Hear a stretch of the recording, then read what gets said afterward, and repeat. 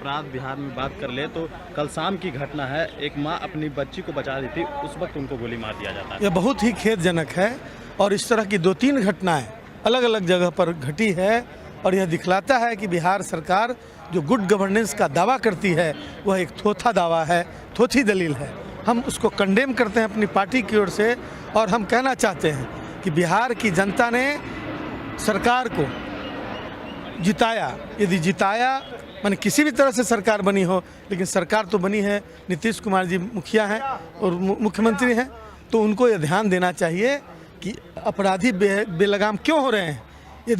यदि सरकार का इरादा और विल पावर मजबूत हो तो अपराधी हिल नहीं सकते हैं और जो अपराध हो गई उसके प्रति यदि जांच की शक्ति हो, सही अपराधियों को सज़ा मिले तो मैं समझता हूं कि आने वाले अपराध भी रुकेंगे। 17 बार फ़ोन किया नालंदा पुलिस को, फ़ोन नहीं उठाई, कैसे देख रहे हैं इस चीज़? यह एक नालंदा पुलिस का ही रवैया नहीं है, ये बहुत जगहों पर ऐसा रवैया, ऐसा नहीं कि सब जगह है, लेकिन बहुत जगह पर ऐसी बातें हैं कि ऐसे एजेंट की जान चली गई। लेकिन मैं वही बता रहा हूँ ना, उसी यही सब तो कमी है।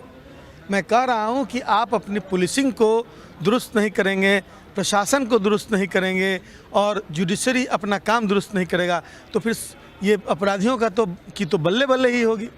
तो अपराधियों को पनपने में आपका हर एक्शन जिम्मेवार है। यदि आप अपराध रोकने की कदम नहीं उठाते हैं, यदि अपराध के होने के कारणों को नहीं रोकते हैं, यदि अपराध हो जाने के बाद अपराधियों को नहीं सज़ा दिलाते हैं, तो इसका मतलब है कि अपराधी भयमुक्त होकर फिर से अपराध करेंगे। अब वही हो रहा है। यूपी में जिस तरह से क्राइम रोकने के लिए योगी सरकार ने जो कदम उठाया है, क्या सरकार इस तरह के कोई कदम उठा नहीं? मैं नहीं जानता कि क्या कदम उठाएं, लेकिन योगी सरकार के कदम अक्सर हिटलर वाले कदम होते हैं और यह देश गांधी और कर्पूरी ठाकुर का है, गांधी लोहिया कर्पूरी ठाकुर का। यहाँ पर प्रजातांत्रिक और समाजवादी सोच भी है। यहाँ के संविधान का सेंटिमेंट है कि 100 अपराधी छूट जाए लेकिन एक निर्दोष को सज़ा नहीं मिलनी चाहिए। तो ऐसे में एक माहौल बनना चाहिए। प्रिवेंशन सबसे बड़ा उपाय है। आप अपराध रोकने का उपाय करें, अपराध के कारणों पर प्रहार करें, तब अपराध रुकेगा। और उसके बाद पुलिसिंग को आप मजबूत करें।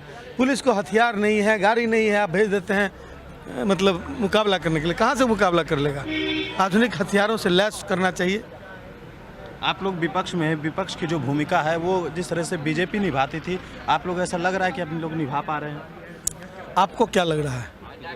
हम सदन में टेबल तोड़ दें, कुर्सी तोड़ दें, तभी माना जाएगा कि विपक्ष की भूमिका में है। विपक्ष पूरी मजबूती से अपनी बातों को रख रहा है, सड़क से लेकर सदन तक, और हम इन बातों को छोड़ने वाले नहीं।